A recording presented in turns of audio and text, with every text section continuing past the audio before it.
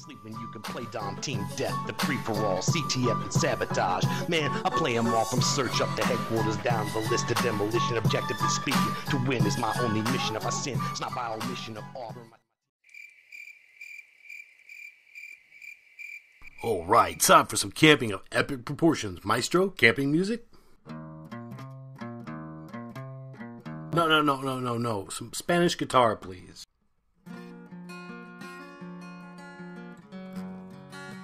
Yes, much better. Alright, ladies and gentlemen, I'm Hardcore Gamer for Life, and welcome to episode 2 of How to Camp. But that's not all. This is also my DLC coverage for the new map in Modern Warfare 3, Black Box, which I'm rather enjoying. So as you can see, I just laid down my motion sensor, and the motion sensor is the first thing that we're going to address in this episode of How to Camp. Now, motion sensors are a very useful tool if you are looking to camp and rack up a good score, since it highlights on your minimap the position of any enemy players in the vicinity of the motion sensor not wearing assassin. Now, that also means that certain players are not going to show up. Depending on the match you're in, half or more of the enemy team will be wearing assassins. So what we want to do when we're using a motion sensor, here's rule number 1 of using a motion sensor: don't trust it. Keep your ears open as well as your eyes, because oftentimes when people are using assassin, they will not be using dead silence as their third perk, particularly in team games, less so in free-for-all or search. So just remember, if you hear footsteps in your vicinity and there's no teammate around who could have made them, then you know you got an enemy on your hands, and regardless of whether your motion sensor shows anything or not, you got to be very vigilant at that point. A headset, even a basic one like my X11's, is very helpful in this matter. When you have assassin players who are not using dead silence, that's basically the only way to reliably track them down. Key point number 2 to camping with a motion sensor: motion sensor placement. Now, as you guys may have noticed, when I walked up in this camping spot, I immediately laid down my motion sensor, and I put it in a very centralized location, but also a slightly out of the way location. I didn't just throw it right in the middle of the floor.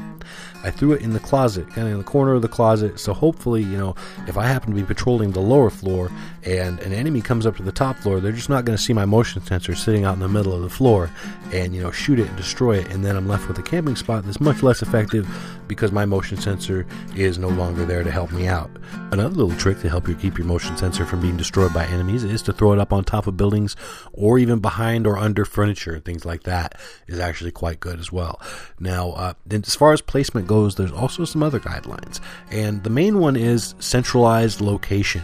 And the reason for that, you want to place your motion sensor in a very centralized location to your camping spot, because that's going to cover the largest radius of your camping spot. And in this case, as you can see, with a very centralized location in the house that I placed it in, it covers basically the entire house and almost its entire yard as well. So I have very good intel in this particular spot, and especially considering that the edge of the map is right next to me, then obviously that motion sensor goes clear to the edge of the map on the one side of the house, which means no one's going to sneak up on me from that side without assassin. Which brings us to our third key point of camping with a motion sensor, and that is to use Assassin Pro. I can't recommend this highly enough. The reason being, Assassin Pro makes you immune to counter UAV. Now, it doesn't really make you immune to counter UAV, because say you have a UAV up in the air and an enemy calls in a counter UAV, your UAV will stop sweeping. You will stop getting the benefit of that UAV, so you're not really immune to it.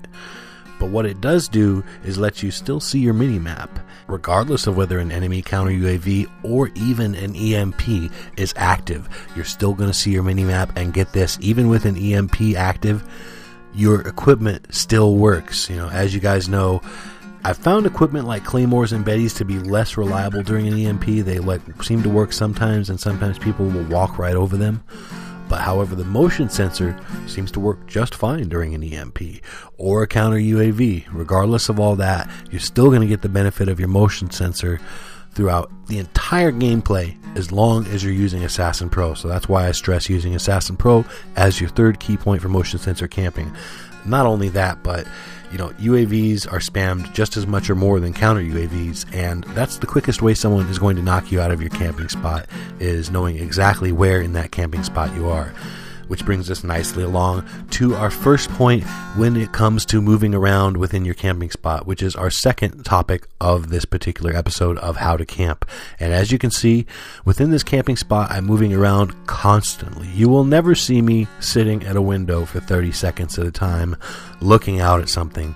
That's just not going to happen, because that is a very, very quick way to get yourself knocked out of your camping spot. Be predictable and be just sitting in the same place time and time again.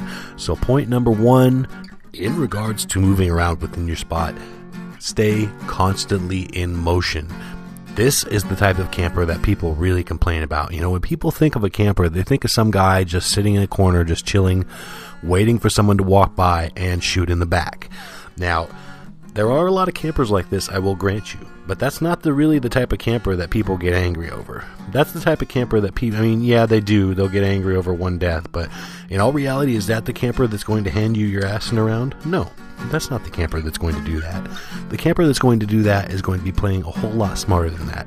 They're going to be constantly moving around from spot to spot within their place. And so, every time you come back, they're going to be somewhere different and busting you in your ass from a different angle. So that's what you want to do, is bust them in their ass from every possible angle when you're a camper. And this goes right back to one of the key points that I laid out in my first episode of How to Camp, and that is piss people off. When you're camping, the amount of people that are pissed off of you is directly proportionate to how well you're doing. While there are exceptions, generally people will play much worse when they're angry.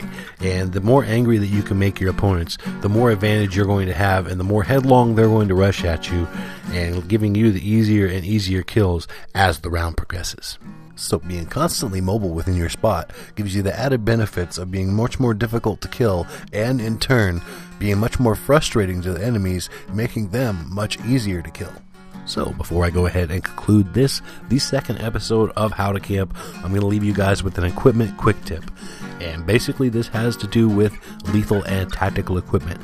Now in Black Ops, as many of you know, equipment was all grouped up into one category. Lethal, tactical, whatever, it was all in one category.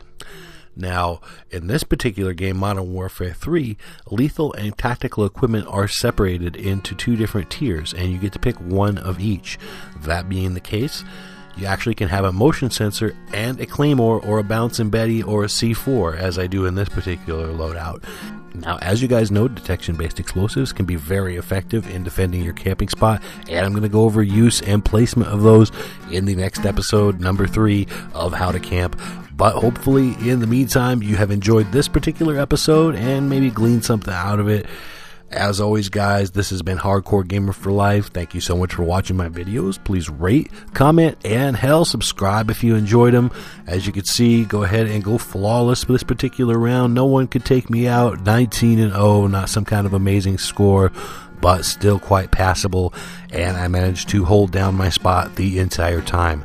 So it looks like I got a new title here for the AH6 that I called in, and Immortal, Unstoppable, and something else that I couldn't read because it went by too fast. Hardcore Gamer for Life. Peace out. Keep it on the dial where you know that it's hot, cause you know that on my channel I upload a lot of videos of all different types of varieties, gameplays, mini tashes, live comms, even some comedy bits. Ain't no playlist titled greatest hits, not yet.